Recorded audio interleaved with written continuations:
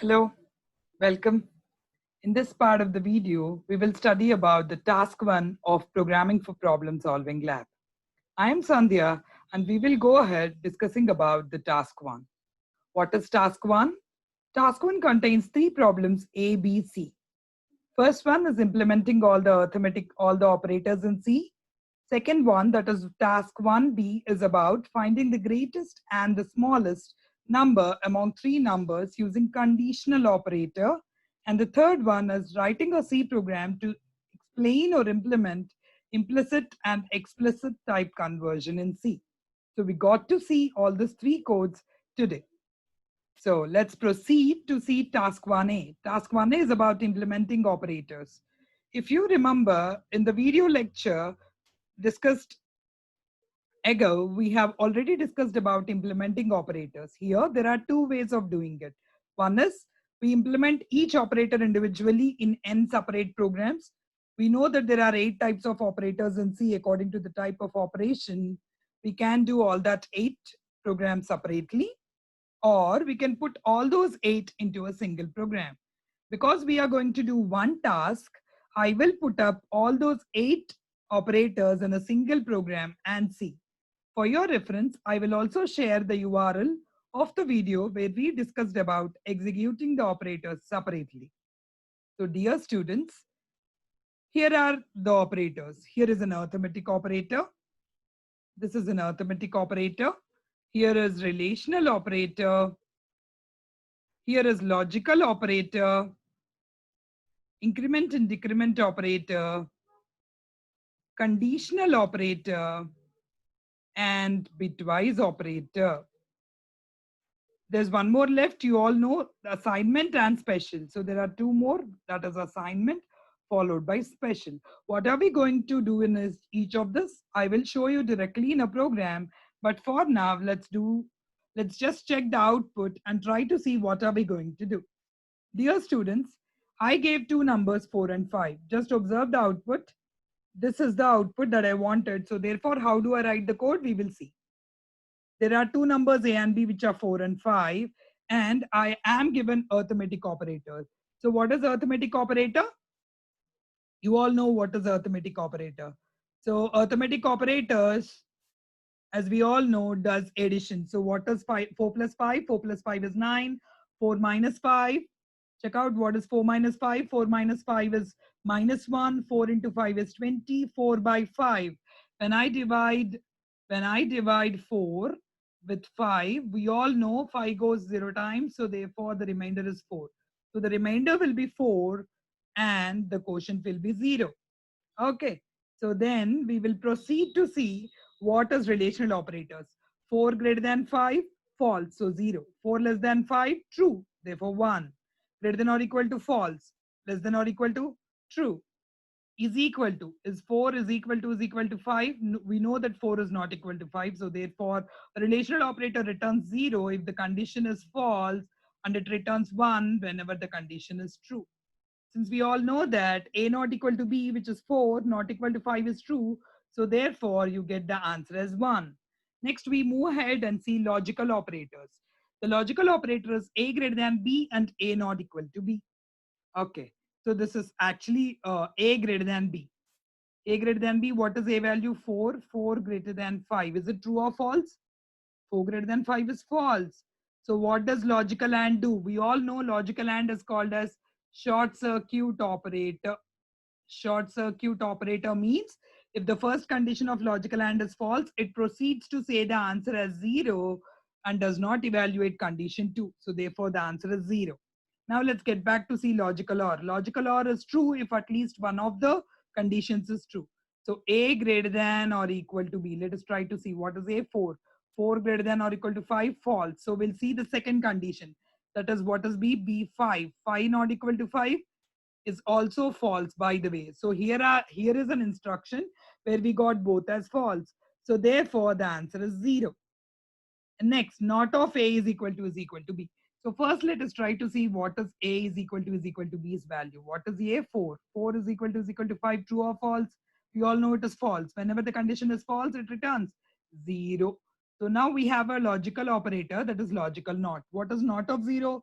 Not true is false and not false is true. So therefore, not false implies true. So therefore, the answer is 1. Okay. So this is how we get increment and decrement operator in C. The job of an increment operator is to increase the value by 1, and the job of a decrement operator is to decrease the value by 1. So therefore, you have got this answer. So we'll move ahead and see. We'll move ahead and see what are we going to do in this part of the video. So that's conditional or ternary operator. How do you understand a conditional or a ternary operator? Here, I'm just finding out what is bigger. Given A is 5 and B is 4, you're trying to find out what is bigger. So we just wrote A greater than B question mark A colon B. We all know that conditional operator, if this particular condition is true, the answer is A. If this particular condition is false, we all know that the answer is B. So let's try to see what is 5, 5 greater than or equal to 4. Because we have incremented and decremented it, the value is modified. Now 5 greater than or equal to 4. Is it true or false? We know that it is true. So therefore, the answer is A. What is there in A? 5. So therefore, big is 5. 5 gets printed in big. Okay. Then bitwise operators, A and B. So A value is 5 and B value is 4. Let us see what is A. A is 5. How do you write 5 in binary? 5 in binary is 101. Because bitwise operators operate on binary equivalents, we got to concentrate on binary. Next, what is 4 in binary? 4 in binary is 100. Now you are doing A and B. How do you do A and B? Logical AND is true when when both are true. Both are true, no. Both are true, no. This. So what is 100 in binary? 100 in binary is nothing but B. What is B's value? B is 4 and A is 5. So therefore the answer A and B is 4. Now let us see what is A or B. Logical OR is true when at least one of the instructions is true. So it is 101. What is 101? 101 is nothing but 5. So therefore A or B is 5. Next we will proceed and see what is A and B. So A is 5, which is 101, and B is 4, which is, what is B? B is 4. What is 4? 4 is 100. Logic exclusive OR. Exclusive OR is an odd function which is true when both the inputs are different. 1 and 0 different, so true. 0 and 0 same, so 0. 0 and 0 same, so 0. The answer is 001, nothing but 1. So when you do this exclusive OR, you get the answer as 1.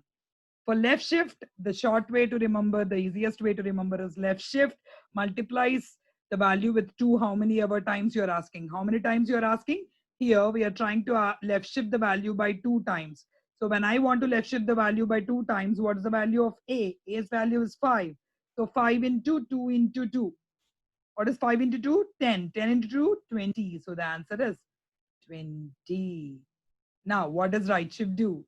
Right shift decreases the value by, divides the value by 2 in shortcut. How many ever times? Here I want to decrement the value of A, or I want to right shift A by 1 time. So when I right shifted A, what's the value of A? A is 5.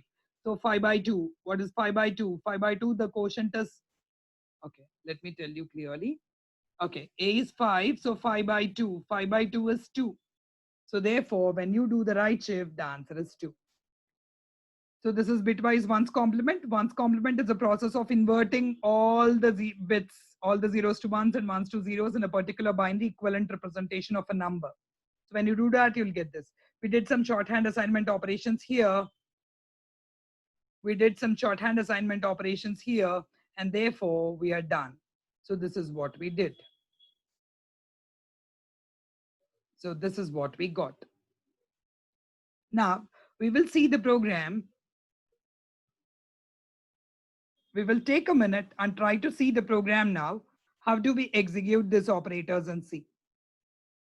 Okay, so here I hope you're all able to make it. So this is an editor that I'm using. That is a Turbo C editor. Turbo C editor where I open my program. Okay, so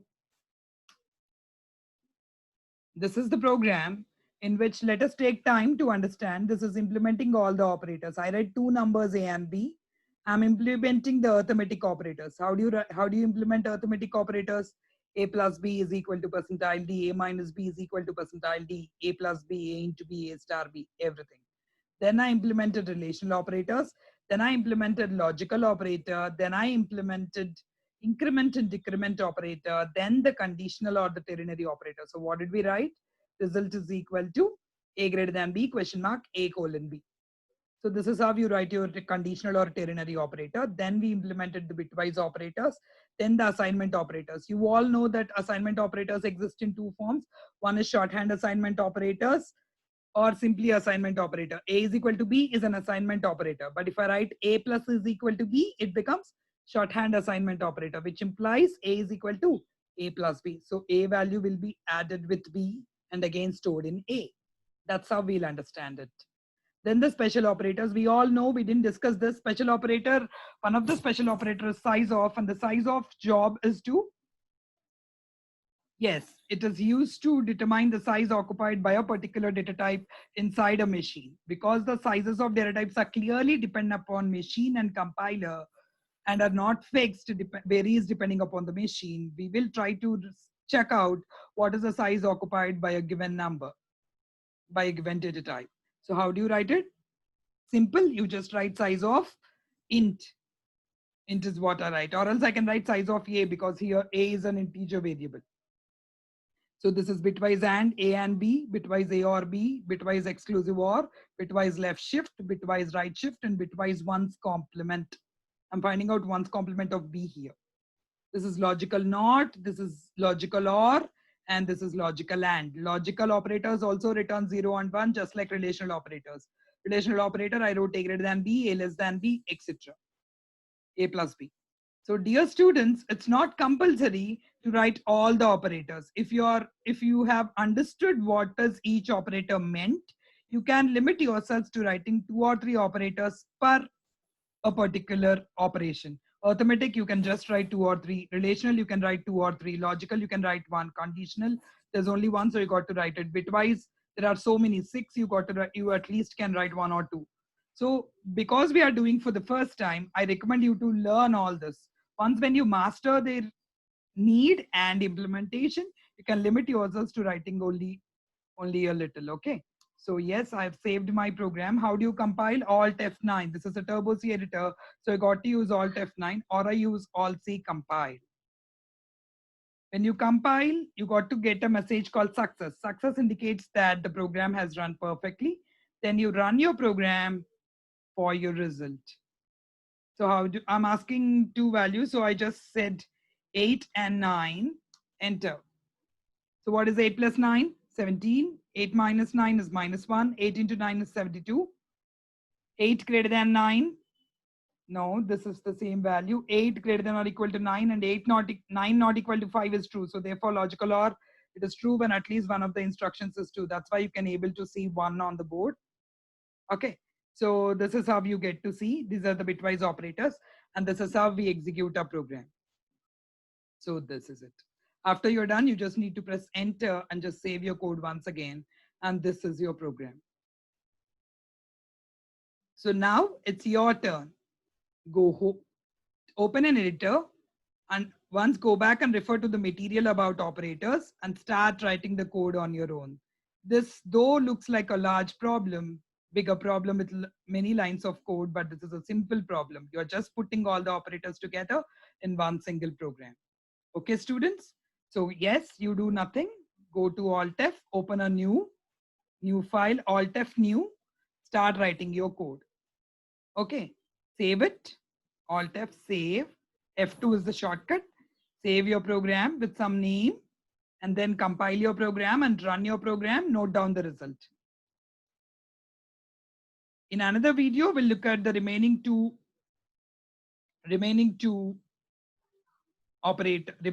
questions in task 1. Till then, thank you.